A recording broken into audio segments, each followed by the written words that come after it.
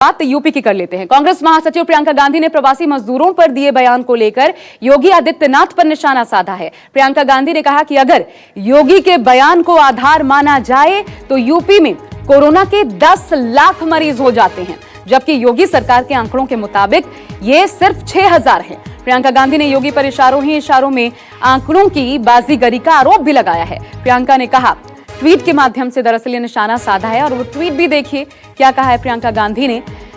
क्या मुख्यमंत्री जी का मतलब है कि यूपी में 10 लाख से अधिक लोग कोरोना से संक्रमित हैं, मगर उनकी सरकार के आंकड़े तो संक्रमण की संख्या 6228 बता रहे हैं। उनके द्वारा बताए गए संक्रमण के आंकड़े का आधार क्या है? प्रवासियों में संक्रमण का यह प्रतिशत आया कहां से?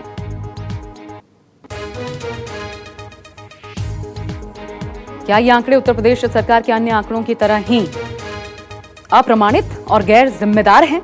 अगर मुख्यमंत्री जी के बयान में सच्चाई है तो सरकार पूरी पारदर्शिता के साथ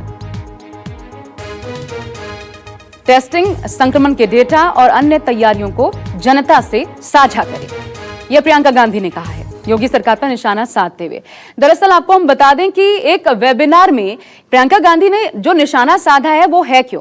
एक वेबिनार में योगी आदित्यनाथ ने यह कहा था कि मुंबई से लौटने वाले कामगारों में करीब 75% लोग संक्रमित हैं, तो वहीं दिल्ली से आने वाले कामगार करीब 50% संक्रमित हैं। और योगी के इसी बयान को आधार बनाकर अब सियासी वार पलटवार का दौर शुरू हो गया है कि मुंबई से अगर 75% जो प्रवासी लौटे वो संक्रमित हैं और दिल्ली से जो लौटे उनमें 50% संक्रमित हैं, तो फिर ये आंकड़ा क्या सिर्फ ये आंकड़ों की धांधली है, बाजीगरी है जो कि योगी आदित्यनाथ कर रहे हैं?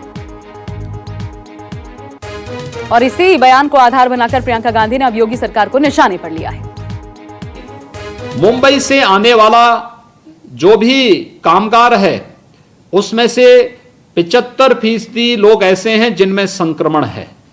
दिल्ली से आने वाला कामगार 50% ऐसा है जिसमें संक्रमण है। अन्य राज्यों से आने वाला जो कामगार है 25 से 30% ऐसे मामले आ रहे हैं जिनमें व्यापक संक्रमण है। तो हमारे लिए एक चैलेंज इस समय बना हुआ है, लेकिन मजबूती के साथ पूरी टीमें काम कर रही हैं।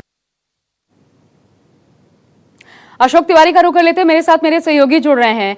अशोक, फिर तो प्रियंका गांधी की बातों में दम नजर आता है, क्योंकि योगी आदित्यनाथ क्या ये गलती में कह गए और उनका बोलना अब योगी सरकार के लिए ही मुश्किल साबित हो रहा है, क्योंकि आंकड़े तो लगभग यही बताते हैं जैसा वो बता रहे हैं।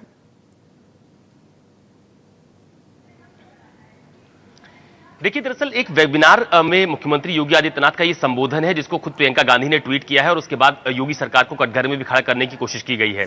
आप देखिए कि देर रात जब से प्रियंका गांधी की तरफ से योगी आदित्यनाथ का ये बयान ट्वीट किया गया, आरोप लगाएगा, उसके ठीक बाद कांग्रेस के तमाम सारे नेताओं के बयान भी सामने आए। पीएल पुनिया जो कि कांग्रेस के सीनियर लीडर हैं, उनकी तरफ से बयान आया। आराधना मिश्रा मोना जो कि कांग्रेस विधानमंडल दल की नेता है, उनका बयान सामने आया।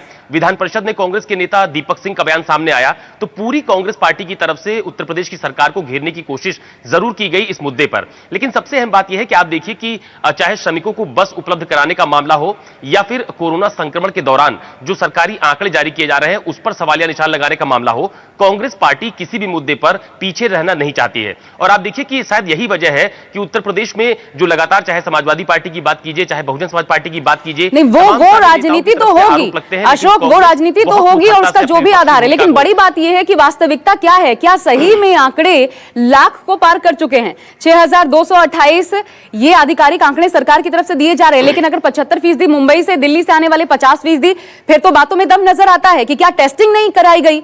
योगी सरकार बहुत पीछे है इस मामले में और इसलिए अभी तक पता नहीं चल पाया है एग्जैक्ट आंकड़ा कोरोना प्रभावितों का।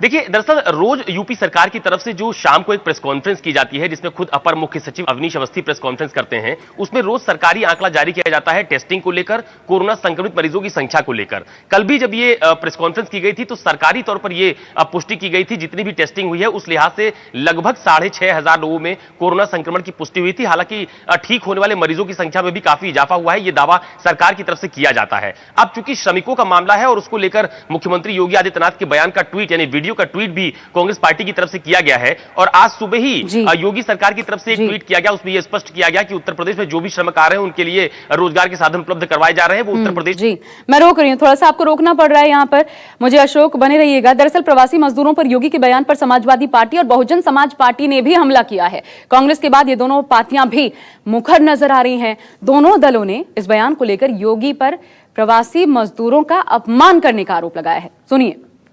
योगी जी ने कहा है कि उत्तर प्रदेश के लोग कहीं भी अगर काम करने जाएंगे उससे पहले उनकी सरकार से इजाज़त लेनी पड़ेगी। तो उसके मेरे दो प्रश्न भी हैं और दो बहुत बड़ी समस्याएं हैं। मज़दूरों को बहुत ही तकलीफ़ से गुजरना पड़ा है और पलायन कर रहे मज़दूरों को हमने देखा है किस बुरी हालत में इस समय देश के अंदर पैदल जाते हुए, भूख और प्यास से तड़पते हुए, लौटते हुए हम लोगों ने देखा है। अपने लोग हैं, वो अपने गांव घर वापस लौट रहे हैं, अपने परिवार के पास वापस लौट रहे हैं। अगर आपको लगता है वो कोरोना पॉजिटिव है तो क्वारंटाइन सेंटर में रखिए, उनको उनका इलाज कराइए, उसके बाद अगर वो ठीक पाए जाएं तो वापस उनको घर भेज दिए। उसमें दिक्कत क्या है? आप दोस्त क्यों दूर? अपने लोगों के लिए आपको इतना दिल कठोर क्यों है? अपने लोगों को तो स्वागत कीजिए ना। अपना बच्चा बीमार भी होगा तो अपना है, वो उसे ठीक करना ही हमारी जिम्मेदारी होती है।